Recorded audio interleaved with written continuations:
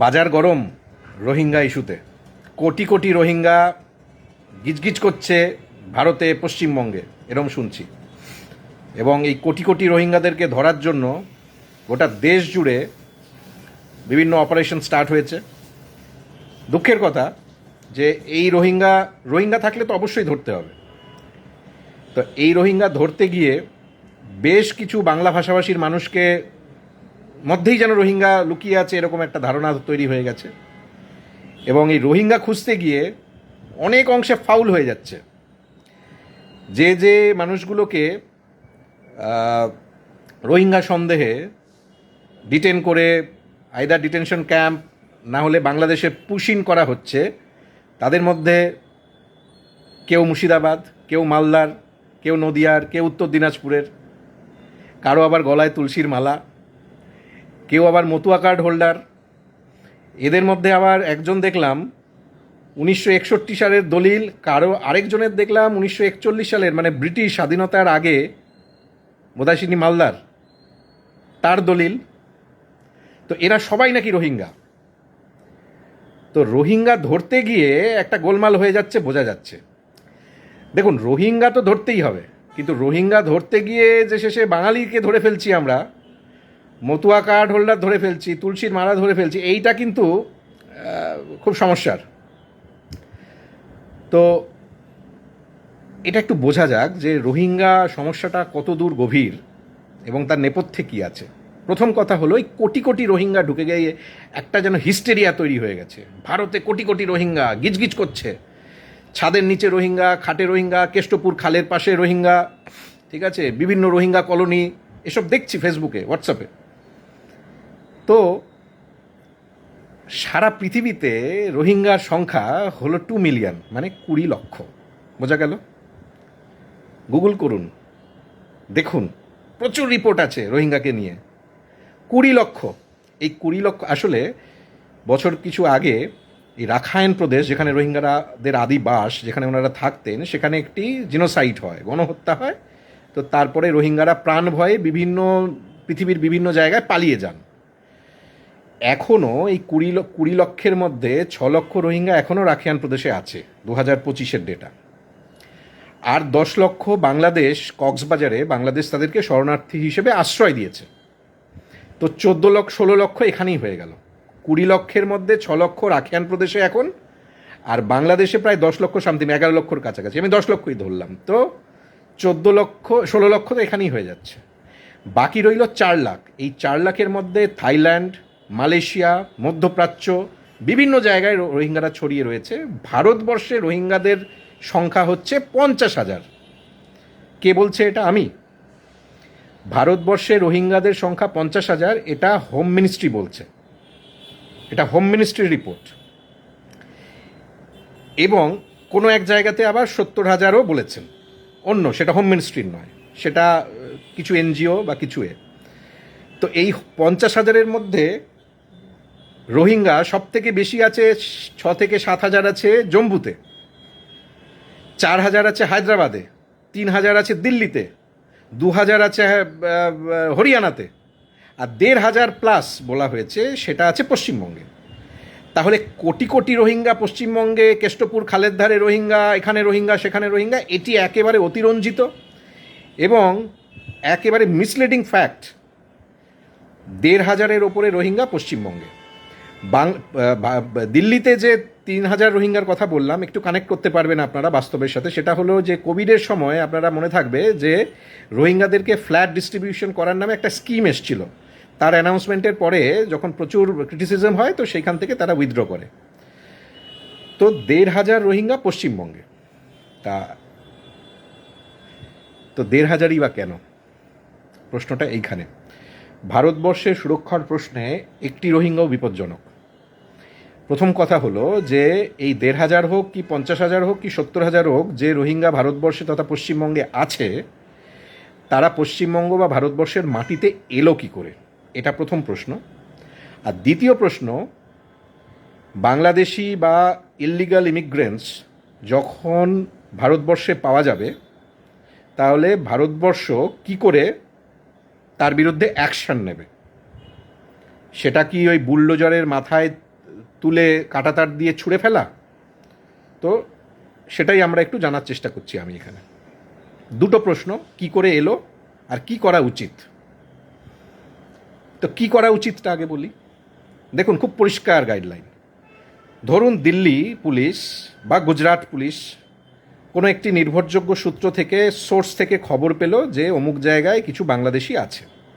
তো তারা based on information তারা সেখানে গিয়ে তাদেরকে অ্যারেস্ট করবে, অপারেশন চালিয়ে অ্যারেস্ট করে, সন্দেহ এবং সোর্স অ্যারেস্ট করে তারা ইনভেস্টিগেশনস করবে যে তাদের কাছে কি ডকুমেন্টস আছে, তাদের বাংলাদেশ কি মায়ানমার কিছু কানেকশনস আছে কি না, এবং ডকুমেন্টসগুলো কি। যদি দেখা যায় তাদের স্ট্রেট অ্যাওয়ে তাদের কাছে বাংলাদেশের কোনো ভোটার কার্ড বা বাংলাদেশ সম্পর্ককৃত কোনো কাগজপত্র আছে, তাহলে স্ট্রেট অ্যাওয়ে তাদেরকে ফরেনার অ্যাক্ট 1921 এবং পাসপোর্ট অ্যাক্ট 1951-এ মামলা দিয়ে দেবে সাথে সাথে। যদি দেখা যায় যে তাদের অন্য কোনো দেশের কোনো কাগজপত্র নেই, উল্টে তারা ভারতবর্ষের কাগজপত্র বানিয়ে ফেলেছে, পয়সা দিয়ে খুব সহজেই এগুলো বানানো যায়, আমরা সবাই জানি।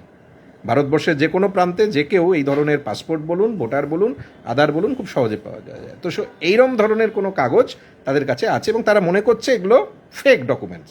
পুলিশ বেশিরভাগ ক্ষেত্রেই এখানে যা হচ্ছে সেটাই হচ্ছে, যে সব কাগজপত্র কিন্তু তাদের এখানে এবং তারা মনে করছে এটা ফেক এবং সেই কারণে তাদেরকে অ্যারেস্ট করে দিচ্ছে।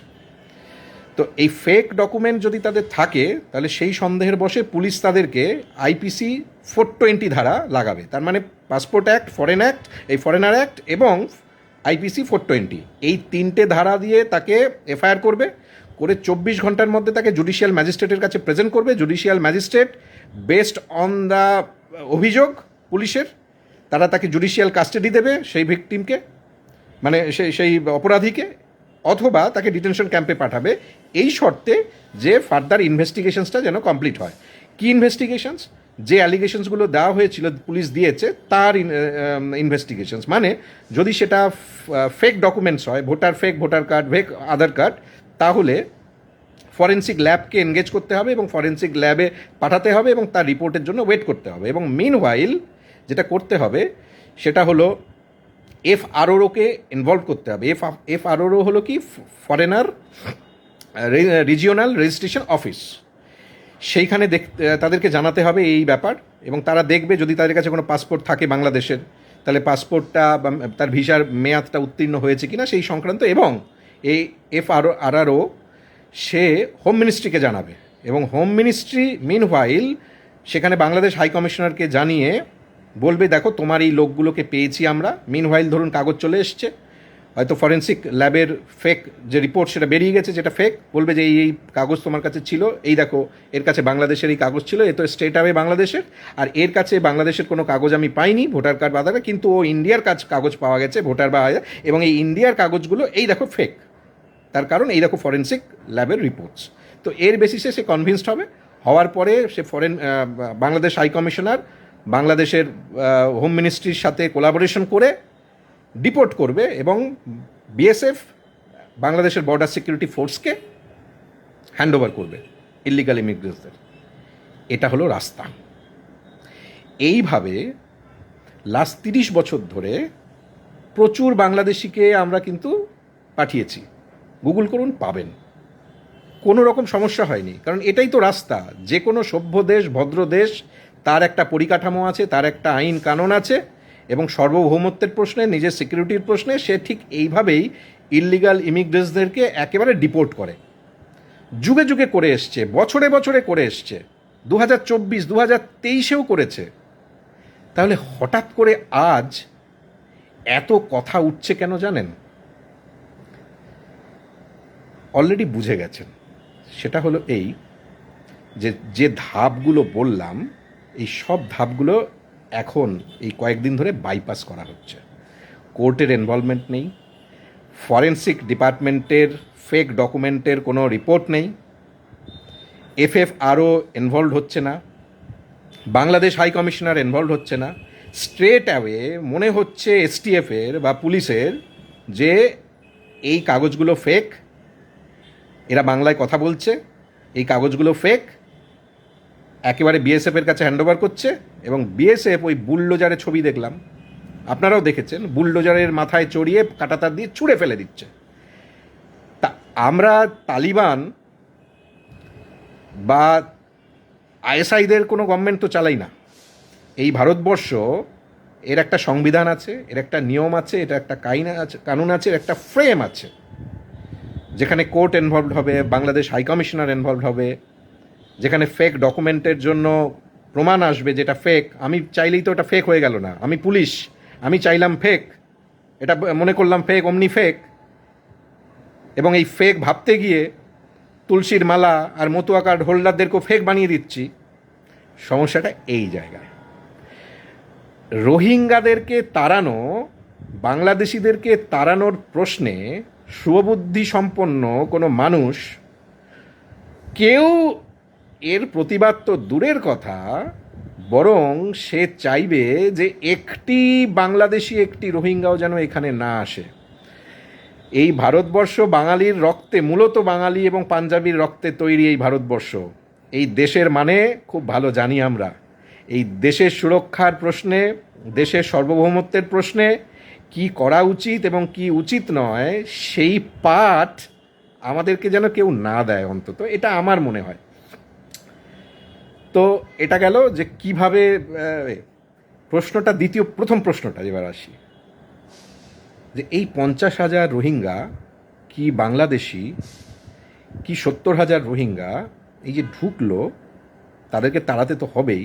তাড়ানোর জন্য প্রপার ফরম্যাটটা যদি লঙ্ঘিত হয়, তাহলে এই ধরনেরই ফাউল হবে, এই ধরনের মুখ পুড়বে। এবং মজার কাণ্ড, এর মধ্যে কয়েকজনকে পুশ ইন করা হয়েছিল, যাদের, এটা পুশব্যাক নয়, পুশ ইন,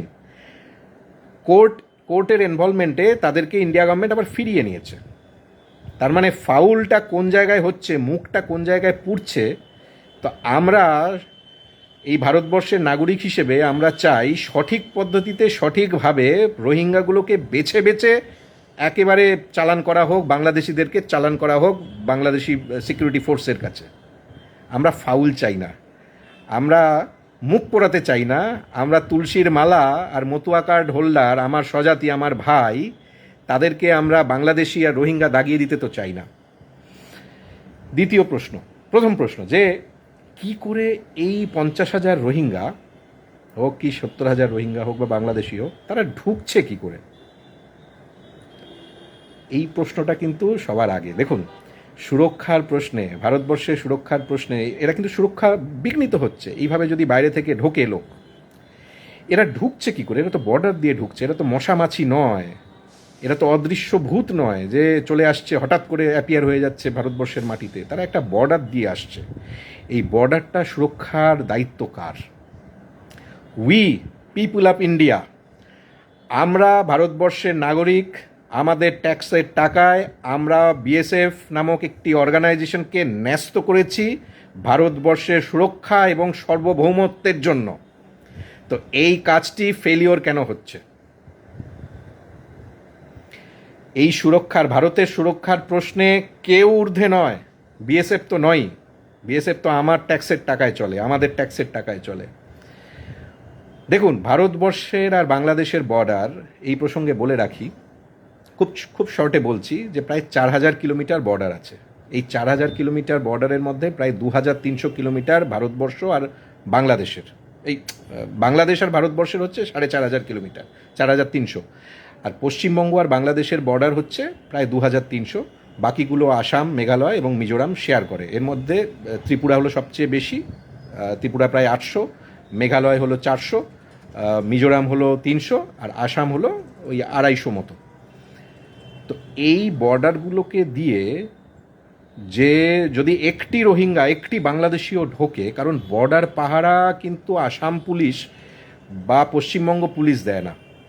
ভোটার কার্ড, জাল আধার কার্ডে হয়তো এখানকার রাজনৈতিক নেতারা যুক্ত হতে পারেন, এবং যারা যারা যুক্ত তাদেরকে কঠোর শাস্তি এবং অ্যারেস্ট করা যেমন জরুরি, ঠিক তেমনিভাবে বিএসএফকেও কোশ্চেন করতে হবে যে কিভাবে এই রোহিঙ্গারা, এই বাংলাদেশিরা ঢুকছে। তার কারণ বর্ডার সুরক্ষার দায় একমাত্র তার। অনেকে বলেন বর্ডার অনেক বড়, বর্ডার সম্পর্কে বলে রাখি, 95% বর্ডারি এরিয়ায় কিন্তু ইলেকট্রিক ফেন্সিং হয়ে গেছে, এই রিপোর্ট আছে, রিপোর্ট খুঁজুন পাবেন। 5% হয়নি। এই 5%-এর জন্য খুব মজার, এটা আমি জানলাম খুব রিসেন্টলি, এটা নিয়ে পড়লামও, সেটা হচ্ছে কম্প্রিহেন্সিভ ইন্টিগ্রেটেড বর্ডার ম্যানেজমেন্ট একটা সিস্টেম তৈরি হয়েছে। তার জন্য তার কাজও শুরু হয়ে গেছে, যেখানে ড্রোন, যেখানে ফাইবার অপটিক, যেখানে নাইট ভিশন ক্যামেরা, যেখানে সিসিটিভি ক্যামেরা, এই সব দিয়ে থার্মাল কী সব আছে, এই সব দিয়ে ওই 5%কে কিন্তু অলরেডি ম্যানেজ করা হচ্ছে। তাহলে তারপরেও যদি এতগুলো কোটি কোটি যারা বলছে বাংলাদেশি ঢুকে যাচ্ছে, তাহলে এর দায়টা কার? এই সুরক্ষা প্রশ্নে, এই সুরক্ষা বিঘ্নিত হওয়ার প্রশ্নে আমরা সাধারণ মানুষ রাজনীতি চাই না। আমরা চাই একটি রোহিঙ্গা, একটি বাংলাদেশি, একটি জাপানিজ, একটি চীনা, যে কেউ হোক, এই ভারতবর্ষের মাটিতে তারা যেন ঢুকতে না পারে। তার জন্য যা করার করতে হবে, তার জন্য বিএসএফ যে করার, এবং এ তো করাও হচ্ছে। প্রশ্ন হচ্ছে যে প্রতিরক্ষা, ভারতবর্ষের প্রতিরক্ষাতে হাইয়েস্ট প্রায়োরিটি দেওয়া হয় এবং এত টাকা, এত লজিস্টিক দেওয়া হয় বিএসএফকে যে কল্পনার বাইরে। কি দেওয়া হয় না, তারা যা চায় তাই দেওয়া হয়। এটাই তো আমাদের ভারতবর্ষের বিউটি, যে সুরক্ষার প্রশ্নে আপনারা দেখুন, গুগল করুন, জানুন যে ভারতবর্ষ প্রতিরক্ষা এবং সুরক্ষাতে কি পরিমাণ অর্থ ব্যয় করে। তাহলে তারপরও যদি একটি রোহিঙ্গাও ঢোকে, খুব দুঃখের। এবং কিছু এটা নিয়ে রাজনীতি হয়, জমি দেয় না, অমুক দেয় না। দেখুন, জমি, বর্ডারের কাঁটাতার দিতে জমি লাগে না। আমি আবারও বলছি, আই রিপিট, কাঁটাতার দিতে জমি লাগে না, কাঁটাতার এমনিই দেওয়া যায়। আর রইল গিয়ে জমি হয়, দিতে হয় লজিস্টিকের জন্য, ক্যান্টিন বানানোর জন্য, বিএসএফের অফিস বানানোর জন্য। তো সে জমি নিয়েও রাজনীতি হয়।